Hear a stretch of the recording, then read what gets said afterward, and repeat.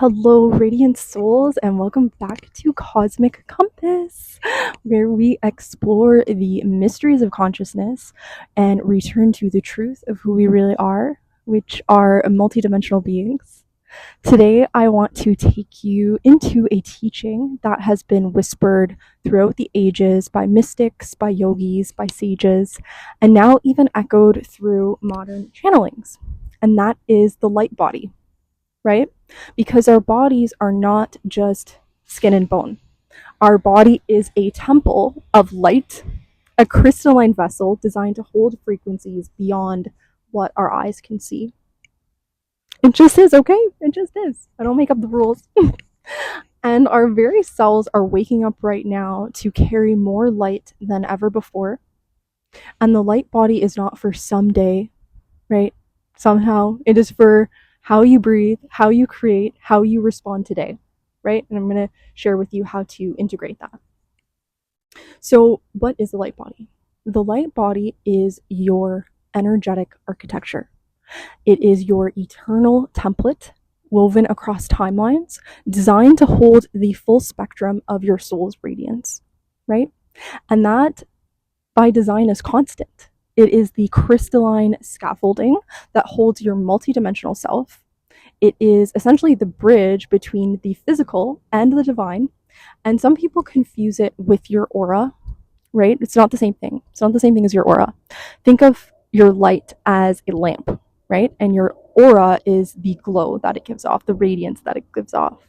So the light body, the lamp, the structure, the structure itself with the bulb and the wiring and its design, that has a crystalline quality, right? Made up of subtle geometries of light, right? And what do I mean by that? What do I mean by crystalline? Crystalline really refers to clarity and structure, right? So crystals, for example, like quartz and amethyst and let's say diamonds, are able to hold their form because of their perfectly geometric lattices, right? This order actually allows them to transmit and amplify frequency, which is why, for example, quartz is used in watches and radios, in computers, because it keeps rhythm. It holds memory and it resonates with precision. And our light bodies have a similar crystalline quality, not made of stone, of course, but these patterns, these lattices, these sacred geometries form the scaffolding through which our soul's frequency flows. And the more clear the crystalline matrix is, the more easily light and information is able to come through you and move through you. And the expression of your light body can even really vary depending on how much light you were able to anchor into the moment.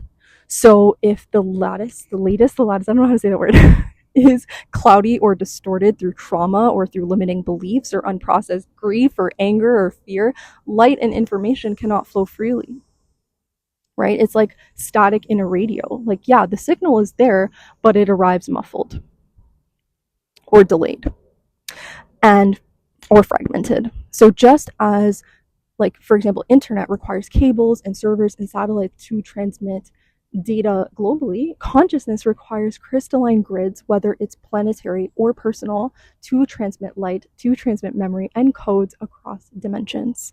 And I can go into this in another video, okay, because I could have digressions, but comment grids down below if you would like me to make a video about that. I would love to get into that whole topic, but yeah, we'll get into that another time. Your work in this life is really not to build a light body, because you already have one. We all have a light body, but it's rather to clear the pathways so that more light flows through, and so that the glow of your aura really reflects the brilliance of your true design.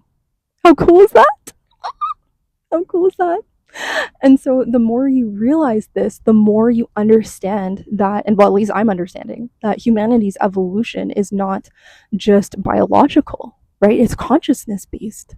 And discoveries like electricity, like light, are not random progressions, even though they might seem like it, but they're actually outward reflections of the inner unfolding of the collective light body, which is so cool. Because when our ancestors learned to harness fire, they weren't just cooking food and surviving. I mean, they were, but they were mirroring the awakening of the inner fire. the spark of will, of imagination, of survival that allowed the soul to express more vividly in form or through form. So through form. And the harnessing of electricity also is not just technological, it's symbolic, because electricity is the movement of a current, right? And so too are we beginning to understand that we ourselves are energetic beings, right? We are conductors of unseen forces. And do we need to win the next global Nobel Prize? I was going to say Global Prize, Nobel Prize? No, not necessarily, but you can work with this divine instrument and vessel that you were given to be a bright light in this world. And that is part of my mission. Okay, that's part of my mission. So, yes, this is my diluted version of evolution, but it's not a straight line from caveman to computers, right? It's a spiraling remembrance, learning first to manipulate light outside of us until we're able to recognize that we have the light within us. This is like a Star Wars moment, but we have no trouble believing in Wi-Fi, right? These invisible waves carrying entire libraries of knowledge through the air, through thin air. We don't question that electricity lights up entire cities, or our voices are able to be transmitted across our smartphones, and all the, like, you watching this video right now, right? Our minds have this unseen power outside of us, but like, it's not just about what is outside of us, right? The next frontier is really about remembering the same unseen power that is already within us, within our cells, within our DNA, within our light body, through these codes and crystalline structures.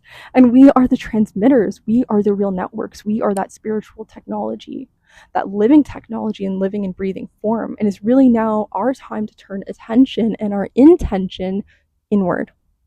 And I really invite you to question, why is it easier? Why is it easier to trust the invisible forces in machines rather than ourselves? I really think that is what the rapid advances of AI are teaching us, right? I really think that's what they're teaching us, because for centuries, many ancient traditions like Ayurveda, traditional Chinese medicine, Qigong, Kabbalah, and many shamanic traditions taught us how imbalances first showed up in the light body, right? Before they were manifested physically. And working with this subtle field through meditation, through breath work, through visualization, through sound, through movement, can actually help restore balance and prevent deeper dis-ease. And the light body is really acting like an antenna. When you tune it properly, your intuitive senses sharpen, right? You might feel guided more easily. You may be able to trust your instincts. You might be connected to synchronicities, or being able to recognize those patterns in those synchronicities, because your light body broadcasts signals. And the clearer and more coherent your energy is, the more aligned experiences you attract. And you're not just thinking positively, right? It's not just about thinking positively. You're actually radiating a frequency that reshapes what and who comes towards you. And if you ground this in neuroscience, for my science friends, describing something like this would be like the biofield, right? So the biofield is measurable, it's electromagnetic, and it's generated by our hearts and our brain and our nervous system. And the Heart Math Institute actually has shown that our heart, that field extends beyond several feet beyond the body and is tuned to your emotions. And quantum physics actually echoes this too, because at the smallest level, you are not just solid matter. You are a vibrating field that exists of energy, particles as waveforms that exist as potential until they are observed, right? So we are seeing that we are responsive to awareness. So when the mystics say, you are a body of light, science is just catching up. Just because it hasn't been proven before, it doesn't mean it didn't exist, right? So if you think of your physical body, not the light body, your physical body as dense, material, and practical, and then you think of your light body as crystalline, right? This clear, luminous, resonant structure that's capable of transmitting and receiving higher frequencies. You can think of it as like light photons that stream onto our planet through solar activity, through cosmic alignments, and through your own daily spiritual practices. Your cells are literally responding to that, because biophotons are measurable emissions of light from DNA. And research shows that your cells are able to communicate this through tiny bursts of light. That's what I'm trying to get across, right? This is your body really drinking up that light and repatterning itself. And this is why so many of us are experiencing and feeling these changes right now, because we're needing more rest, we're needing more water, we're needing more silence, because our system is upgrading, right? And so you're like, well, why is that happening right now? Why is this happening right now? Well, the mystics would say that the veils are thinning. The Kabbalists would say, or would call it, the revelation of the Or HaGanaz, which is the hidden light. And Neville Goddard would remind you that you are assuming a higher state of consciousness until it crystallizes into form. And from a neuroscience lens, it's when you shift from survival states into coherence. So whether that's through breath, through meditation, through gratitude, your brain waves actually move from these stress-driven beta states to alpha and theta states. And these states allow for neuroplasticity, where your brain is literally rewiring itself and where the light body becomes embodied. And so I know I've talked about coherence many times before, like I've talked about coherence all the time. But quantum physics actually shows coherence too, right? When waves are in harmony, they are actually amplifying each other, right? When your heart and your brain and your breath sync, your field is naturally radiating coherence, and which is basically a scientific way of saying your body shines brighter. That's basically what that means. And I really, really believe that we are in a collective ascension process. And this isn't about escaping Earth or transcending the human experience, even though sometimes I want to. But it's really about learning embodiment and learning to anchor more light, more awareness, more coherence here in the density of everyday life. I really think that's what that means. And your light body is central to this. And if you think of it as the bridge between your highest frequency self, right? The highest frequency of you, and then the you that's like paying your groceries, paying your bills, has conversations with loved ones, having your dysregulated states. It's really not an abstract spiritual concept. It's really an energetic system that translates divine intelligence into daily lived human reality. And so when you work with your light body through practices that expand your awareness, that harmonize your energy, that you start to notice and really these deeply practical changes. And when your crystalline structure is clear, your nervous system is steady, right? Stress feels less overwhelming because you're drawing from a larger field. You're not just pulling from your physical reserves. Also, your relationships shift, because when you radiate coherence, others sense it. Like that whole my vibe attracts my tribe kind of thing, right? Interactions become less reactive and you become more heart-centered. And your health improves because your body often follows energy. So when the subtle field is clear and flowing, then the physical body can heal itself more easily. And you can also awaken your creativity, right? Because inspiration is moving through you more fluidly because your antenna is tuned to higher frequencies. So for me, at least, my sense of purpose definitely deepened, because feeling like something is like you're connected to something larger than yourself. And when your daily actions are aligned with that awareness, it really is a beautiful unfolding, because the clearer your crystalline matrix is, the more you experience yourself not as a fragment in this world and isolated, is really as a transmitter, as a living conduit of life, of coherence, and of divine intelligence. And what a beautiful thing to be a part of, right? So when more light flows through you, the more your vessel adapts.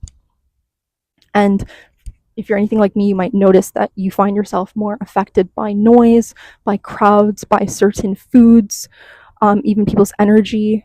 And it's not out of a place of fragility, it's really out of refinement, because your subtle senses are turning on, much like adjusting an antenna to pick up on the finer frequencies, right? So there's nothing wrong with that, right? What once felt normal might actually feel very heavy and harsh because your system is really attuning to coherence. And sudden waves of fatigue or deep rest might like come in waves, right? Think of this as like a computer installing a massive upgrade. And sometimes you have to shut it down in order to reboot. We're like that too. And your body really integrates this in sleep and in stillness. So what feels like exhaustion might actually be your cells repatterning at a deep level. And if you're noticing like tingling sensations in the crown, in your hands, and your feet, this is actually the current of light moving through that circuitry. the crown actually often tingles as more light enters the crown of your head, and the hands and the feet may buzz as energy begins to flow outward and preparing you to both anchor and transmit. I definitely feel this through deep meditative states. And vivid dreams or astral travel, right? As your light body activates, you become more conscious in dream states. So you might travel, you might meet guides, you might process old memories in symbolic ways, because dreams really become the classroom where integration continues beyond your waking awareness, and where you might emotionally release old grief, anger, heaviness that might surface unexpectedly. And it's not regression, it's really just a clearing. Imagine like stagnant water being flushed out so that the fresh current can flow through. Each wave is like an emotion released, creates more spaciousness so that it can land. And so there's nothing wrong. There's these symptoms don't mean that there's anything wrong with you, but it's really just your body is recalibrating, right? Because you're learning to operate at a higher voltage. And so I want to share 5 grounded prompts, 5 embodiment prompts. They're not about adding more to your to-do list, right? They're just really about bringing awareness to what you're already doing. So whether it's sipping water or, breathing, resting. Oh my gosh, this run club is serious. Or just experiencing joy and turning them into ways to really activate and strengthen your light body. I'd love to share that with you. So number 1 is hydration as an activation. Water is a conductor of electricity and light. So take a sip of water right now if you have water near you, and pause, hold the cup in your hands, and just whisper gratitude to it, right? Imagine it as a liquid light entering your cells. And it's not like hokey. It's just each time you ask waters, just be like, how can more light flow through me today? It just really becomes a pattern reset. And 2 is the breath as a gateway. Close your eyes, inhale for 4, hold for 4, and then gently exhale for 6. And this activates your vagus nerve, shifting you into a calm, more receptive state. And if you imagine, as you inhale, pulling in golden light from above, and with each exhale, you are releasing density, you are releasing tension, anxiety, and heaviness, and you feel your body soften into its natural radiance. And I invite you to notice your relationship with rest, which is number 3. Do you see it as laziness, or do you see it as a sacred integration? When your body calls for stillness, I really invite you to honor it as the moment your light body weaves itself stronger, right? It's not laziness. You need to rest. And number 4 is your dream intention. So before sleep, place your hand on your heart and whisper, tonight I travel with my light body. Show me what I need to remember, and let me wake with clarity. In dream states, your brainwaves enter realms and astral travel, and where your subconscious integration is actually natural. So trust that your light body will move through realms when your waking mind cannot. And the 5th one is to use joy as fuel. And just really ask yourself, like, how and what lights me up today? Notice how joy feels and resonates in the body, how it feels expansive and radiant and alive, because joy is not a luxury. It is the frequency that your light body thrives on. So all of that is a lot of information, but I really hope that it can at some point trickle through. It's taken me a long time to properly articulate it and to be able to batch it into a way that I can understand and that resonates with me. So do not feel bad if you are not understanding all in one shot. Or come back to it when is appropriate. Maybe right now is not the time, but you might want to come back to this when it resonates at a deeper level. But thank you for being here. As a closing, I want us to anchor in all of that information and anchor it into your light body. So let's take a deep breath in. Let it out slowly. Soften your shoulders. Feel your body supported right where you are. And just imagine a golden stream of light, in this case sunset hour, golden hour, descending from above the vastness of the cosmos, the heart of Source. See it pouring through the crown of your head, filling your mind, filling it with clarity, softening any tension, quieting any noise. And with each inhale, this light is moving down, it's trickling down, down to your throat, down to your chest. Let it expand your heart space, glowing like a radiant sun, like the sun. And just know that your body knows how to drink in this light. It's not an intellectual thing. Just allow the golden current to keep flowing downward, down to the belly, softening the core, bringing warmth and ease into your hips, into your legs, grounding into the earth. And imagine roots extending from the soles of your feet deep in the soil, drinking in the steady, nurturing energy of Mother Earth herself. And realize that you are now a bridge, right? A bridge from the light from above and the grounding from below, where heaven and earth are meeting in the body, right? So take a few moments here. Just feel it in your whole field, physical and subtle, shimmering with light, allowing that radiance extending a few feet around you like a cocoon of gold. This is your light body, okay? This is your energetic architecture. And just rest here for a moment. Just notice, just be aware of how you feel. If you feel a bit steadier, a bit softer, a bit more spacious. And just carry this with you. Carry this with you into the rest of the day, into the rest of the evening, knowing that you are not separate from Source. You're not. You are Source's vessel. And it's activated through the light body.